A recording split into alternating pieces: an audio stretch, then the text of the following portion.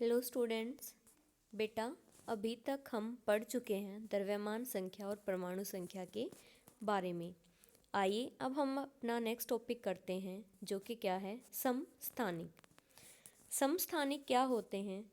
जैसे कि नाम बता रहा है, सम यानी एक जैसा और स्थानिक जिनका स्थान एक ही हो, यानी जो हमारी आवर्त सारणी है उसमें उनका स्थान क्या होगा, एक जैसा होगा। प्रकृति में कुछ तत्वों की परमाणु की पहचान की गई है जिनकी परमाणु संख्या समान लेकिन द्रव्यमान संख्या अलग अलग होती है। यानी उनकी परमाणु संख्या तो कैसी होगी, एक समान, लेकिन उनकी द्रव्यमान संख्या क्या होगी, अलग अलग। देखिए, परमाणु संख्या में क्या था कि प्रोटॉन की संख्या एक जैसी थी, और द्रव्यमान संख्या में क्या था, प्रोटॉन प्लस क्या थे, हमारे न्यूट्रॉन थे। अब अगर किसी की परमाणु संख्या एक जैसी है, यानी उसमें प्रोटॉन तो क्या होंगे, एक जैसे होंगे, और अंतर किस चीज़ में आएगा, न्यूट्रॉन में। यानी जिसके न्यूट्रॉन की संख्या अलग अलग होगी वो क्या कहलाते हैं, समस्थानिक। जिनकी परमाणु संख्या तो एक समान होगी लेकिन द्रव्यमान संख्या क्या होती है, अलग अलग। अगर हम उदाहरण लें तो हाइड्रोजन का परमाणु का उदाहरण लें, जिसमें क्या है, हाइड्रोजन के 3 समस्थानिक होते हैं।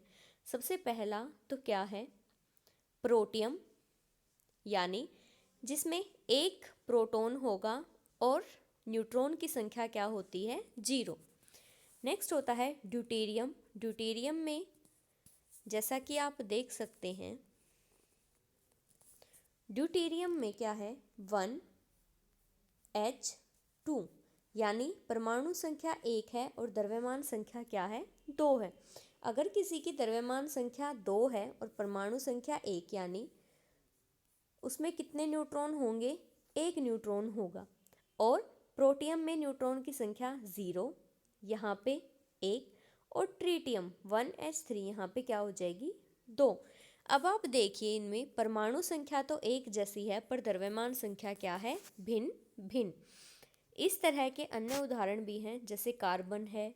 कार्बन के 2 समस्थानिक होते हैं, एक की परमाणु संख्या होती है 6 और द्रव्यमान संख्या 12, और दूसरे की होती है परमाणु संख्या 6 और द्रव्यमान संख्या 13।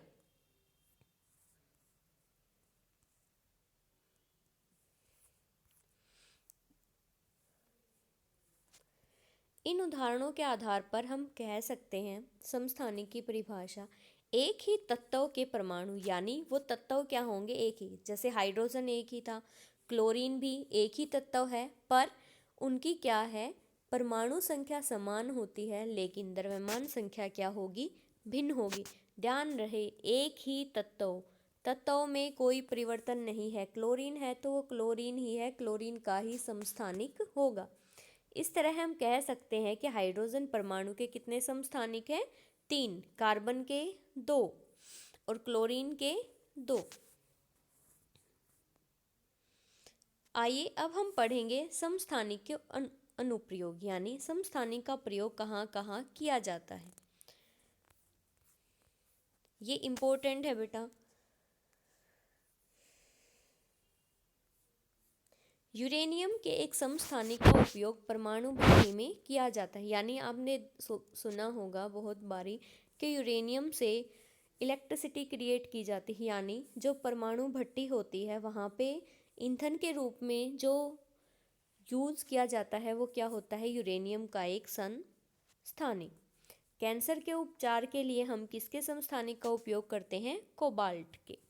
और घेंगे के रोग के लिए हम किसका उपयोग करेंगे, आयोडीन के समस्थानिक का। आइए अब हम पढ़ते हैं समभारिक के बारे में। वो क्या थे, एक ही तत्व। यहाँ पे क्या है, 2 तत्व होंगे, यानी 2 अलग अलग तत्व हैं जिनकी परमाणु संख्या तो क्या होगी, भिन्न भिन्न होती है, पर उनकी द्रव्यमान संख्या क्या होती है, एक समान होती है। तो इन्हें ऐसे तत्वों को क्या कहा जाता है, समभारिक, यानी उनका भार एक जैसा होगा और भार किससे देखा जाता है? द्रव्यमान संख्या से, यानी जिनकी परमाणु संख्या भिन्न भिन्न होगी और द्रव्यमान संख्या एक जैसी होगी उन्हें क्या कहा जाएगा? समभारिक। अब आपको अभ्यास के क्वेश्चन आंसर करने हैं जो दिए गए हैं, ये करके आप मुझे फोटो भेजिए।